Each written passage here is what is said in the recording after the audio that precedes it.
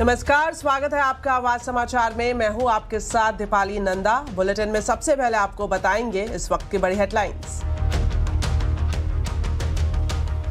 शुरुआती बढ़त के बाद आखिरी घंटे में फिसला बाजार। सेंसेक्स निफ्टी ऊपरी स्तर से फिसल कर बंद। मिड कैप इंडेक्स लाल निशान में बंद। आईटी शेयर्स में खरीदारी। इंफ्रा, तेल, गैस, फार्मा इंडेक्स गिरकर बंद।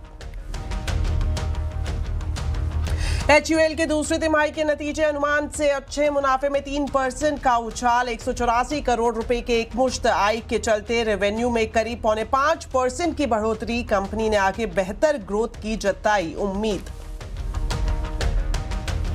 मलेशिया में होने वाले आसियान शिखर सम्मेलन में नहीं हो पाएगी प्रधानमंत्री मोदी और डोनाल्ड ट्रंप की मुलाकात। सम्मेलन में वर्चुअली जुड़ेंगे प्रधानमंत्री मोदी। मलेशिया के प्रधानमंत्री से फोन पर की बात। सोशल मीडिया पर डीप फेक और AI कंटेंट की पहचान करना होगा आसान। सरकार ने IT रूल्स में बदलाव के लिए जारी किया ड्राफ्ट। स्टेक होल्डर से 6 नवंबर तक मांगे सुझाव। सरकार की one airport one product scheme की तैयारी। 20 एयरपोर्ट को बनाया जाएगा कार्गो हब। हर एयरपोर्ट पर एक खास प्रोडक्ट पर रहेगा फोकस। बिहार में महागठबंधन ने तेजस्वी यादव को बनाया मुख्यमंत्री का चेहरा। डिप्टी CM के लिए चेहरे बने VIP के मुकेश सहनी। बीजेपी ने महागठबंधन को बताया लचर। कहा बिहार की जनता रहे सतर्क। पूजा अर्चना के साथ बंद हुए केदारनाथ धाम के कपाट। CM पुष्कर सिंह धामी रहे मौजूद। अब अगले 6 महीनों तक ऊखी मठ के ओंकारेश्वर मंदिर में होगी पूजा।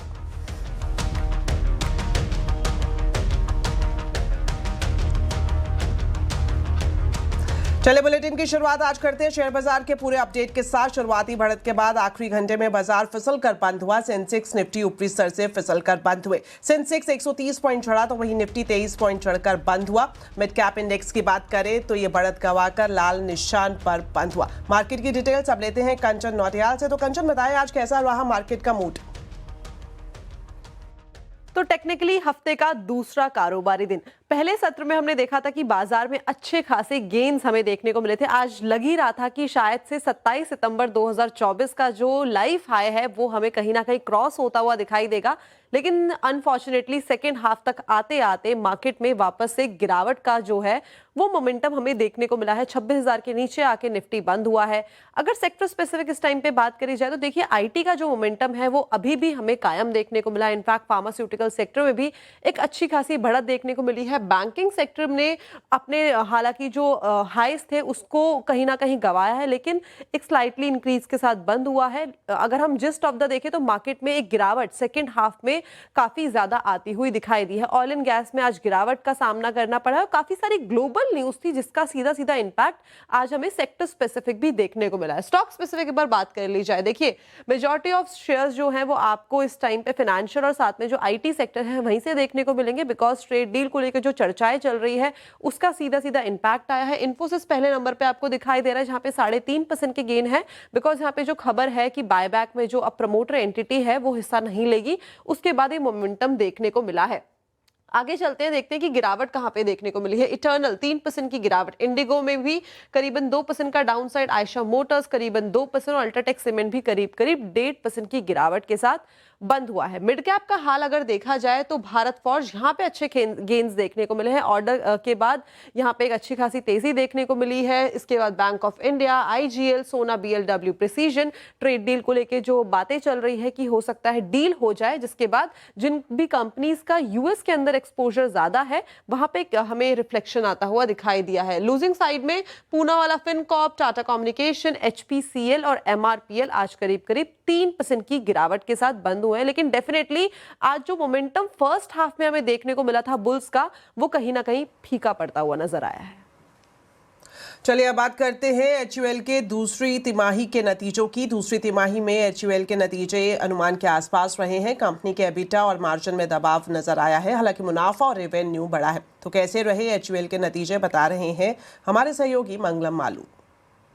तो दो तीन चीज़ें काफ़ी इंपॉर्टेंट है हिंदुस्तान यूनिलीवर के लिए। जो सेकंड क्वार्टर के नतीजे थे, बिल्कुल भी कोई फायरवर्क्स नहीं था उनमें, भले ही दिवाली के जस्ट बाद होंगे। उसका रीज़न सबसे पहले ये था कि जो जीएसटी रिलेटेड ट्रांजिशन था, उस वजह से यहाँ पे थोड़े से डिसरप्शंस देखने को मिले थे, और यही कंपनी ने अपने क्वार्टरली अपडेट में कह ही दिया था। तो इस वजह से रेवेन्यू जो है वो करीब कंसोलिडेटेड रेवेन्यू 5% बढ़ी थी, stand alone revenue absolutely flat थी जैसा कि मैनेजमेंट ने कहा। एबिटा भी करीब 3560 करोड़ के आसपास, अगेंस्ट स्ट्रीट एक्सपेक्टेशंस उसी के आसपास थी, तो कोई प्रॉब्लम नहीं था। ईयर ऑन ईयर मार्जिन्स थोड़े से नीचे थे, पर मैनेजमेंट के गाइडेड बैंड के ऊपरी रेंज में थे। और फाइनली नेट प्रॉफिट जो था वहाँ पर करीब 250 करोड़ का एक उनके पास वन ऑफ इनकम था। इस वजह से जो नेट प्रॉफिट है वो एस्टिमेट्स को बीट कर दिया है। और इम्पॉर्टेंट चीज़ ये है HUL के लिए कि क्योंकि इन नंबर्स पर स्टॉक चलने का कोई रीज़न नहीं था, इसलिए स्टॉक फ्लैट है, मार्जिनली ग्रीन। दो रीज़न से है। जो मैंने मैनेजमेंट से बात की, उन्होंने सबसे पहले तो ये कहा कि आइसक्रीम बिजनेस जो वो डीमर्ज कर रहे हैं, उस वजह से उनके मार्जिन्स में थोड़ा सा इंप्रूवमेंट आएगा। तो मार्जिन्स करीब 23 से 24% के आसपास रहेंगे, वर्सेस उनका जो अर्लियर गाइडेंस है 22 से 23%। सो 100 बेसिस पॉइंट्स इंप्रूवमेंट वहाँ पे आ गया। और दूसरी बात, प्रिया नायर का ये पहला क्वार्टरली अपडेट था प्रेस से बात करने के लिए, तो उन्होंने एक ही चीज़ कहा कि we will obsess over volumes. तो आगे जाके जो वॉल्यूम ग्रोथ है वो सबसे ज़्यादा इंपॉर्टेंट होगी, क्योंकि पिछले 3-4 क्वार्टर या 3-4 साल में भी देखें तो HUL में वॉल्यूम ग्रोथ दिखा नहीं है। तो अगर मैनेजमेंट अग्रेसिवली वॉल्यूम ग्रोथ को पुश कर रहा है और साथ में ये कह रहा है कि मार्जिन 23 से 24% के आसपास आएंगे, और GST रिलेटेड टेलविंड्स है, अर्बन और रूरल सारी चीज़ें हैं, और अपने 5 साल के एवरेज से स्टॉक जो है अपने वैल्यूएशन मल्टीपल पर करीब 12-13% डिस्काउंट पे भी ट्रेड कर रहा है, तो इस वजह से स्टॉक ज़्यादा गिरा नहीं है, मार्जिनल ग्रीन देखने मिला है। और अगर तीसरे क्वार्टर से वॉल्यूम ग्रोथ रिकवरी आ गई, तब आप इस स्टॉक में ज़्यादा तेज़ी देखेंगे। अगले 8 से 9 महीनों में NSE का IPO आ सकता है। CNBC आवाज से खास बातचीत में NSE के MD and CEO Ashish Chauhan ने कहा कि SEBI से NOC मिलने के 6 महीने बाद NSE का IPO आएगा। आशीष चौहान से खास बातचीत की सहयोगी यतिन मोता ने।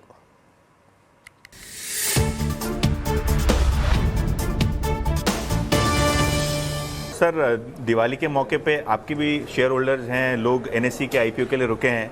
आशीष जी गोंग बजवाते हैं, लेकिन आशीष जी कब गोंग बजाएंगे उसका बहुत बेसब्री से इंतज़ार हो रहा है।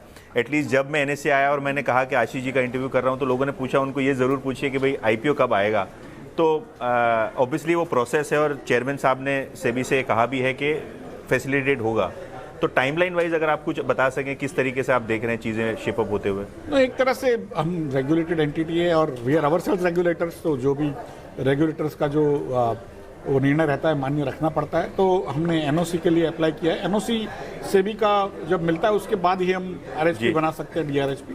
तो एक बार NOC आता है, उसके करीब 3-4 महीने में हम DRHP प्रिपेयर करके फिर वापस SEBI को DRHP अप्रूवल के लिए जाएंगे। तो उसका भी वो लोग 3 से 4 महीना निकालते हैं। तो करीब मुझे लग रहा है कि आफ्टर NOC कम्स करीब 7-8 महीने के अंदर हमारा IPO आना चाहिए। तो अभी लग रहा है कि अगला संवत जो ठीक गया, तो हमारा IPO भी आपको देखने मिलेगा।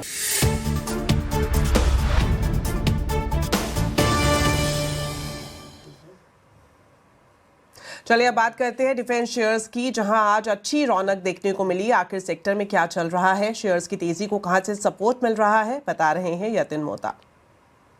देखिए, डिफेंस स्टॉक्स की बात करें तो कुछ दिनों पहले ही जब PM मोदी दिवाली मना रहे थे INS विक्रांत पे, तो उन्होंने बहुत सारे स्टेटमेंट्स दिए। उन्होंने कहा कि जो ओवरऑल डिफेंस का एक्सपोर्ट टारगेट है वो यहाँ से बढ़ता हुआ नज़र पड़ेगा। इनफैक्ट 10 सालों में आपने डिफेंस का एक्सपोर्ट बहुत ज़बरदस्त तरीके से बढ़ता हुआ देखा। इनफैक्ट 30 गुना आपको ये डिफेंस का एक्सपोर्ट का आपको टारगेट होता हुआ नज़र पड़ रहा है। और अगर हम बात करें तो भारत को यहाँ एक्सपोर्ट हब बनाने की बात उन्होंने की। इसके अलावा अगर हम बात करें तो निफ्टी डिफेंस अभी भी लगभग टॉप से 8% नीचे है, तो कहीं ना कहीं फिर से एक बार यहाँ ऑर्डर्स का ट्रैक्शन आ रहा है। आज अगर हम बात करें भारत फोर्ज की, 3 से 4% काउंटर ऊपर है, क्योंकि भारतीय सेना से लगभग 1600 करोड़ से ज़्यादा के ऑर्डर्स इनको मिले। और ये जो गन का ऑर्डर है ये अब वो एग्जीक्यूट करेंगे अपनी सब्सिडरी कल्याणी स्ट्रेटेजिक सिस्टम्स के द्वारा। इसके अलावा अगर हम बात करें तो भारत इलेक्ट्रॉनिक्स को भी कोची शिपयार्ड से नेवल डिफेंस के ऑर्डर्स मिले हैं लगभग 633 करोड़ के, और इस काउंटर में भी काफ़ी अच्छा ट्रैक्शन आपको देखने को मिल रहा है। और जो शिप बिल्डिंग सेक्टर है, Mazagon dock, Kochi shipyard, GRSC, इन सभी काउंटर्स में भी अच्छा खासा ट्रैक्शन देखने को मिल रहा है, क्योंकि रिन्यूड फोकस है सरकार का शिप बिल्डिंग पे। इनफैक्ट आज एक रिपोर्ट ये भी आई कि साउथ कोरिया की काफ़ी सारी कंपनियां अब भारत के अंदर निवेश करना चाहती है शिप बिल्डिंग इंडस्ट्री में, और कोच्चि शिपयार्ड हो, मझगांव हो, इनके साथ जॉइंट वेंचर बना के ये काम आगे बढ़ाएंगे। तो ये भी सारे स्टॉक्स क्लियरली फोकस में आज दिखते हुए। आने वाले दिनों में हर एयरपोर्ट की पहचान एक प्रोडक्ट से होगी। सरकार one airport one product scheme पर काम कर रही है, जहां एयरपोर्ट के आसपास के उत्पादों को बढ़ावा देकर उन्हें एक्सपोर्ट हब बनाया जाएगा। पूरी डिटेल समझा रहे हैं संवाददाता रोहन सिंह। जी, सरकार एक इंटरनेशनल कार्गो हब पॉलिसी पे काम कर रही है, जिसका एक की फोकस होने जा रहा है वन एयरपोर्ट वन प्रोडक्ट। ये इंस्पायर्ड है वन डिस्ट्रिक्ट वन प्रोडक्ट के कॉन्सेप्ट से, और इसमें जिस इलाके में ये एयरपोर्ट सिचुएटेड है उसके आसपास की जो महत्वपूर्ण प्रोडक्ट है उसका हब बनाने की कोशिश की जाएगी। शुरुआत में करीब 20 ऐसे एयरपोर्ट्स की पहचान की जाएगी इस पॉलिसी के तहत। कहीं किसी इलाके में अगर फार्मा का बिजनेस काफी ज्यादा है तो वहां उसे फार्मा का हब बनाया जा सकता है, कहीं टेक्सटाइल का अगर हब है तो उसे टेक्सटाइल का हब बनाया जा सकता है, साथ ही कोई खास तरह का एग्रीकल्चर प्रोडक्ट है उसे उस प्रोडक्ट का हब बनाया जा सकता है। इसकी पहचान तो आपको उस एयरपोर्ट पे हर जगह देखने को मिलेगी, लेकिन सबसे इंपॉर्टेंट रहेगा कि उसकी जो कार्गो शिपमेंट है उसे आसान बनाया जाए। इसके लिए इजी क्लियरेंस, इजी कस्टम्स की व्यवस्था की जाएगी, कार्गो हैंडलिंग को आसान किया जाएगा, कोल्ड स्टोरेज की व्यवस्था की जाएगी, और कोशिश की जाएगी कि जो लोकल फार्मर्स हैं उन्हें सीधे एक्सेस दिया जाए जो ग्लोबल मार्केट है उसमें। फिलहाल करीब स्टार्टिंग में 20 ऐसे एयरपोर्ट्स की पहचान की जाएगी, जिससे बाद में इस संख्या को बढ़ाया जाएगा। और जो पूरा लक्ष्य है इस पॉलिसी का कि जो 3 मिलियन टन लगभग एयर कार्गो कैपेसिटी है इस वक्त हमारी, उसे बढ़ाया जाए, उसे डबल किया जाए, लगभग 6 मिलियन टन तक पहुंचाया जाए अगले 4 साल में। सोशल मीडिया पर अब डीप फेक और एआई कंटेंट की पहचान करना आसान होगा। सरकार ने आईटी रूल्स में बदलाव के लिए ड्राफ्ट जारी किया है। नए नियमों में सोशल मीडिया कंपनियों को डीप फेक और एआई कंटेंट को लेबल करना अनिवार्य कर दिया गया है। नए नियमों की डिटेल्स बता रहे हैं असीम मनचंदा। 2 साल पहले फिल्म एक्टर रश्मिका मंदाना का एक डीप फेक वीडियो वायरल हुआ था, जिसके बाद से हड़कंप मच गया था। और अब 2 साल के बाद टेक्नोलॉजी काफी एडवांस हो चुकी है, बहुत तेजी से डीप फेक वीडियो बनाए जा रहे हैं, एआई से जनरेटेड वीडियो बनाए जा रहे हैं। तो ऐसे में सरकार ने उनकी पहचान आसान करने के लिए आईटी इंटरमीडिएट रूल्स के अंदर बदलाव किया है। खासतौर पे कि अब कोई भी यूजर अगर किसी सोशल मीडिया प्लेटफॉर्म, चाहे वो एक्स हो, फेसबुक हो, यूट्यूब हो या फिर इंस्टाग्राम हो, उसके ऊपर कोई वीडियो अपलोड करता है तो उसको पहले एक डिक्लेरेशन देना पड़ेगा कि ये वीडियो डीप फेक या एआई जनरेटेड वीडियो नहीं है। दूसरा, जितने भी ये सोशल मीडिया प्लेटफॉर्म है उनको अपने यहाँ पर एक ऑटोमेटेड टूल्स रखने पड़ेंगे जो कि इन वीडियोस को आइडेंटिफाई करेगा और उनकी लेबलिंग करेगा, बताएगा कि ये वीडियो डीप फेक है या एआई जनरेटेड है या नहीं है। तो जितने भी कंपनियां हैं उनको वीडियो या ऑडियो उनके 10% हिस्से के ऊपर इसकी लेबलिंग करनी पड़ेगी, वहां पर लिखना पड़ेगा कि ये एआई जनरेटेड वीडियो है। तो सरकार ने इसके लिए ऑलरेडी ड्राफ्ट रूल जारी कर दिए और सभी स्टेक होल्डर से इस पर 6 नवंबर तक राय मांगी है। एक बार सबसे राय मिल जाती है तो सरकार इसको बहुत जल्दी ही इम्प्लीमेंट करने की भी तैयारी कर रही है। यानी कि 1 दिसंबर से आपके पास एक ऑप्शन होगा, या आप यूं कहिए कि आप पहचान पाएंगे कि कौन सा वीडियो असली है, कौन सा नकली है, कौन सा एआई जनरेटेड वीडियो है, कौन सा डीप फेक वीडियो है। तो उनकी पहचान करना काफी आसान हो जाएगा। असीम मनचंदा, CNBC आवाज, दिल्ली। तो एआई कंटेंट की लेबलिंग करने से एआई के गलत इस्तेमाल पर कितनी लगाम कस पाएगी, इसी पर आज हम कंज्यूमर अड्डा में खास चर्चा करेंगे। शाम 5:57 पर जरूर देखें। प्रधानमंत्री आसियान समिट में वर्चुअली हिस्सा लेंगे। प्रधानमंत्री नरेंद्र मोदी ने एक्स पर पोस्ट कर ये जानकारी दी है। मलेशिया के प्रधानमंत्री अनवर इब्राहिम को आसियान की अध्यक्षता के लिए पीएम मोदी की तरफ से शुभकामनाएं दी गई हैं। साथ ही पीएम ने एक्स पर लिखा है कि समिट में वर्चुअली हिस्सा लेने के लिए वो उत्सुक है। प्रधानमंत्री के इस ऐलान से अमेरिका के राष्ट्रपति डोनाल्ड ट्रंप से उनकी मुलाकात की अटकलों पर विराम लग गया है। अमेरिका आसियान का सदस्य नहीं है, लेकिन प्रेसिडेंट ट्रंप इस बार आसियान समिट में हिस्सा लेने वाले हैं। 50% टैरिफ और रूस से कच्चे तेल की खरीद के बीच भारत अमेरिका ट्रेड डील भी अटकी हुई है। ऐसे में दिवाली के मौके पर प्रेसिडेंट ट्रंप और प्रधानमंत्री मोदी के बीच फोन पर बातचीत भी हुई थी। इसके बाद प्रधानमंत्री मोदी ने ट्रंप को धन्यवाद देते हुए उम्मीद जताई थी कि दोनों देश आतंकवाद से मुक्ति के लिए लड़ेंगे। अमेरिका और पाकिस्तान के संबंधों को देखते हुए प्रधानमंत्री मोदी की ये टिप्पणी काफी अहम मानी जा रही है। आसियान में दोनों नेताओं की संभावित मुलाकात से काफी उम्मीदें थी, लेकिन अब कयासों पर विराम लग चुका है। साथ ही आपको बता दें, डोनाल्ड ट्रंप ने एक बार फिर कहा है कि भारत रूस से तेल खरीदना कम करेगा। इस प्रक्रिया में समय लगता है, लेकिन इस साल के अंत तक ये प्रक्रिया पूरी तरह हो जाएगी। India, as you know, has told me they are stop. You know, it's a process. You can't just stop it. But by the end of the year, they'll be down to almost nothing. That's a big thing. There was almost 40% of the oil. India, they've been great. Spoke to Prime Minister Modi yesterday. They've been absolutely great. आपको defence sector से जुड़ी एक बड़ी खबर बता दें। Defence sector को बड़ा बूस्ट मिलने जा रहा है। डीएसी यानी कि डिफेंस एक्विजिशन काउंसिल ने 79,000 करोड़ के डिफेंस इक्विपमेंट को खरीदने की मंजूरी दे दी है। तो इस बड़ी खबर पर पूरी डिटेल्स जानने के लिए अब सीधा जुड़ते हैं हमारे वरिष्ठ सहयोगी लक्ष्मण रॉय से। तो लक्ष्मण जी, लगातार सरकार डिफेंस सेक्टर में आत्मनिर्भरता की तरफ कदम उठाती हुई आ रही है और ये जो आज बड़ी मंजूरी दी गई है, किस तरह से इसे देखा जाए, कितना बड़ा बूस्ट है इस पूरे सेक्टर के लिए?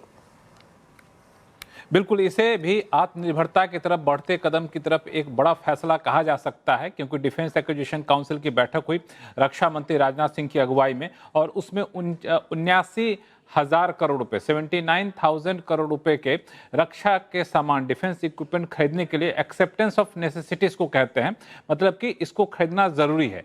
इस प्रस्ताव को मंजूरी दी गई। मोटी भाषा में कहें तो 79,000 करोड़ रुपए के रक्षा के सामान खरीदे जाएंगे, इस बात के प्रस्ताव को मंजूरी मिली। ये जो सामान खरीदे जाएंगे इंडियन आर्मी के लिए होगा, इंडियन नेवी के लिए होगा, इंडियन एयरफोर्स के लिए होगा। मिसाल के तौर पर इसमें कहें तो 79,000 करोड़ रुपए में इंडियन आर्मी के लिए नाग मिसाइल ट्रैक्ड MK2 खरीदने का प्रस्ताव है, इसे मंजूरी दी गई है। इंडियन आर्मी के लिए एक और ground based mobile element system होता है, हाई मोबिलिटी व्हीकल होता है, इसको खरीदने की मंजूरी दी गई है। इंडियन नेवी के लिए भी कई सारे इक्विपमेंट खरीदने को मंजूरी दी गई है, जैसे लैंडिंग प्लेटफॉर्म डॉक्स खरीदने को मंजूरी दी गई है। 30 mm के नेवल सरफेस गन खरीदने जाएंगे, इसकी मंजूरी दी गई है। इसी तरीके से इंडियन नेवी के लिए एडवांस लाइट वेट टॉर्पीडो खरीदने को मंजूरी दी गई है। तो इस तरह से कई सारे प्रस्ताव हैं जिसको मंजूरी दी गई है और ये खास तौर से कई सारे डिफेंस सेक्टर के PSUs हैं, उनके लिए एक बड़ी खबर है। इस 79,000 करोड़ रुपए में से इन कंपनियों के पास बड़ा ऑर्डर आ सकता है। मिसाल के तौर पर आप देखें तो जो नाग मिसाइल की बात मैं कर रहा था, नाग मिसाइल सिस्टम को लेकर के ये भारत डायनामिक्स लिमिटेड बनाती है, तो ये ऑर्डर काफ़ी हद तक उसके पास जाने की संभावना है। इसी तरीके से जो BAML है, BAML जो है हाई मोबिलिटी व्हीकल्स बनाती है, तो ये ऑर्डर उसके पास जाने की संभावना बन जाती है। इस तरीके से garden rich ship builders and engineers limited company GRSC है, वो 30 mm नेवल सरफेस गन बनाती है, तो बनाने की क्षमता है। तो जब ये ऑर्डर सामने निकाल के टेंडर आएगा तो इन कंपनियों के लिए एक बड़ी अपॉर्चुनिटी के तौर पर इसे दिखाया जा सकता है। इस तरीके से जो इंडियन नेवी के लिए एडवांस लाइट व्हीकल टॉर्पीडो बनाया जाना है, ALWT, वो भारत डायनामिक्स लिमिटेड बनाती है। तो BDL हो, BEL हो, BML हो, GRSC हो, तो इन सब के लिए एक बड़ी अपॉर्चुनिटी के तौर पर भी इसे देखा जा सकता है। जी, बहुत बहुत शुक्रिया लक्ष्मण जी इस पूरी जानकारी के लिए। चलिए बढ़ते हैं आगे और बात करते हैं बिहार चुनाव की।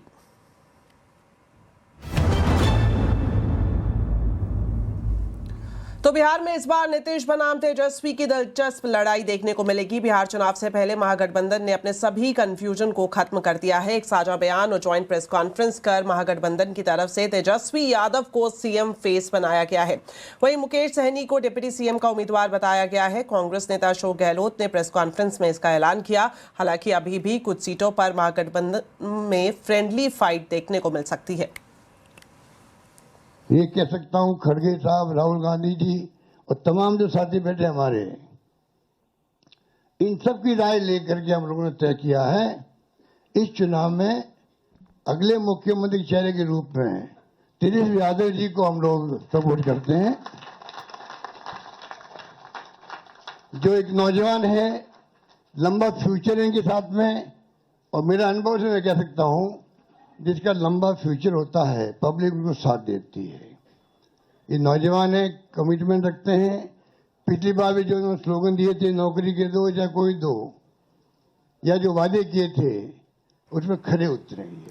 तो इस ऐलान के बाद प्रेस कॉन्फ्रेंस कर तेजस्वी यादव ने अपने सहयोगी दलों को शुक्रिया किया, साथ ही नीतीश सरकार पर हमला भी बोला। उन्होंने कहा कि चुनाव के बाद बीजेपी नीतीश कुमार को सीएम नहीं बनाएगी। हम लोगों ने नीतीश जी के साथ जो है, जो अन्याय हो रहा है एनडीए में, एक बार भी कोई भी जॉइंट प्रेस कॉन्फ्रेंस जो है नहीं की गई है और ना ही ऑफिशियली रूप से मुख्यमंत्री का चेहरा घोषित किया गया है। तो हम लोग तो शुरू दिन से ही कह रहे थे कि भाजपा के लोग नीतीश जी को दोबारा मुख्यमंत्री नहीं बनाएंगे। अब चुनाव के बाद जनता दल यूनाइटेड को भी ये लोग खत्म कर देंगे, दल नहीं रहे। दूसरी तरफ बीजेपी ने महागठबंधन के सीएम फेस को लेकर हमला बोला है। रविशंकर जी, क्या नीतीश कुमार मुख्यमंत्री के उम्मीदवार होंगे? तेजस्वी ने भी सवाल उठाया है, क्या आप लोग नीतीश कुमार को फिर से मुख्यमंत्री के चेहरे के रूप में घोषित कर रहे हैं? कोई वैकेंसी है क्या? कहिए, कोई वैकेंसी है क्या? वो हमारे नेता हैं, मुख्यमंत्री हैं, उनकी अगुवाई में चुनाव लड़ रहे हैं। आज आवाज अड्डा में हम बिहार चुनाव पर चर्चा कर रहे हैं। महागठबंधन का कंफ्यूजन खत्म हो गया। तेजस्वी सीएम बनने की रेस में शामिल तो हो गए, उनके नाम पर गठबंधन में मोहर भी लग गई है। तेजस्वी सीएम फेस क्या जीतेंगे रेस? जरूर देखिए शाम 7:57 पर। तो चलिए इसी के साथ फिलहाल इस बुलेटिन में इतना ही। आप खबरों पर अपडेट रहें, CNBC आवाज से जुड़े रहें हमारे सोशल मीडिया हैंडल्स के जरिए। नमस्कार।